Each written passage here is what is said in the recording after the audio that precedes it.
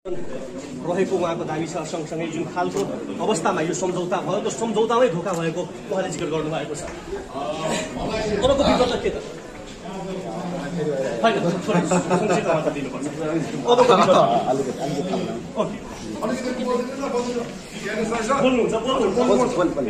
गर्ने थियो त यो विषयवस्तु चाहिँ अब हुनुपर्छ, किनभने सामान्य यो आन्दोलन होइन र यो आन्दोलन जेनजीहरूको केही मागमा भयो, तर त्यहाँ आन्दोलनमा सबै जेनजी होइन,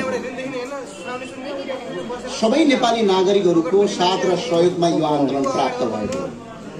तर त्यो आन्दोलनको उद्देश्य के थियो? 84मा त चुनाव हुँदै थियो, 84को चुनाव 82मा ल्याउनका लागि त पक्कै मान्छेहरू मरेका होइनन् के अरे। राजनीतिक मुद्दाहरू के हुन्? आज यो देश बर्बाद यदि केही कारणले भएको छ भने हाम्रो देशभित्रका संविधानका केही धाराले भएको छ।